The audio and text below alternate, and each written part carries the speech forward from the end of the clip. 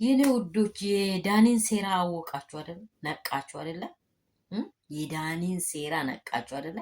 ውሸት ነው፣ ኧረ ውሸት ነው፣ የመጀመሪያ ነው ስል የነበረው ሰውዬው አሁን ደግሞ ሄርሜላ ጋር ደውሎ አብራምን ሊያገናኝ ፈልጎ አብራም ያወራውን ነገር ሊገልብጥ ሜሪ ወደዚህ ኤፊ ወደዚህ ሲያደርጉት በቃ ሴራውን እንዲህ አጣምሞ እባብ እንደምራመድ አረ በናዝሬት በኢየሱስ ክርስቶስ ምን አይነት ጉድ ነው?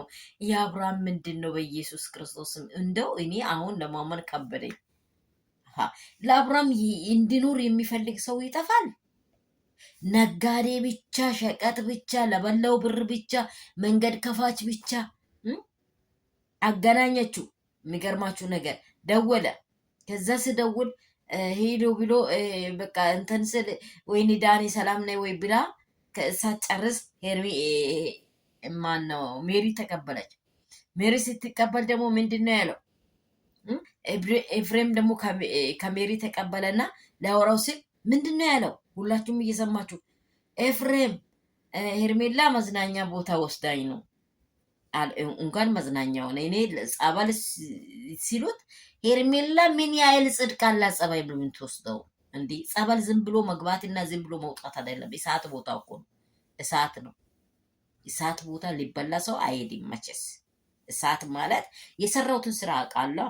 ጅብ ስራውን ስለሚያውቅ በቀን አይሄድም እንደሚባል ጅብ ስራውን ስለሚያውቅ በቀን አይሄድም እንደሚባል ሄርሜላ ስራዋን ታውቃለች። ምን አይነት ህይወት ላይ ምን አይነት ሰው ማን ላይ ገብታ የማይፈልገውን ሰው የእኔት ይሆናል ብላ ሙጡኝ በቃ ከአንተ ውጪ ሌላ ወንድን አላይም፣ አንተን ብቻ ነው የሚፈልገው ከላይ ከታች ልብ ላይ የሌለ መሳም ምንም ትርጉም የለም። ከዚህም በፊት እንደተናገረው ግን ያለው ነገር አሁን ወደ ዋናው ሀሳቤ ሲመጣ ሰላም ቤተሰብ እንደምን አላችሁ? ሁሉ ሰላም፣ ሁሉ መልካም ነው ወይ? ይሄ ነገር ማብቂያው መቼ እንደሆነ እኔ እንጃ።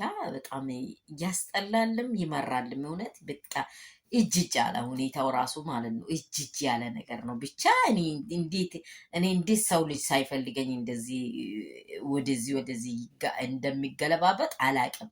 ቂጣ ነው በየመንገዱ በአንድ በኩል አልተስተካከለም ተብሎ መገለባበጠው። ይሄ ለምን እየተገለባበጠች ያለች ሴት እንደሆነች አላቅም። ሰላማችሁ ብዙ ስትርፍርፍ ይበል የኔ ውዶች፣ የኔ ውዶች፣ የኔ እንቆች። እናንተን ክፉ አልፈልግም። እግዚአብሔር በደሙ ይሸፍናችሁ። ያላችሁበት ስፍራ ባቴ ብሩካን ተባረኩ። ናና ኤፍሬም ውሰደኝ፣ ናና ኤፍሬም ውሰደኝ አለ። ይቺን ቃል ለመቀየር አብራም ዳና ነው።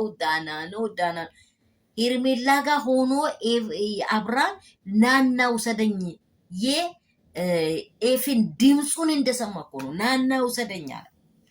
ተገለባበጠ ሀሳቡ።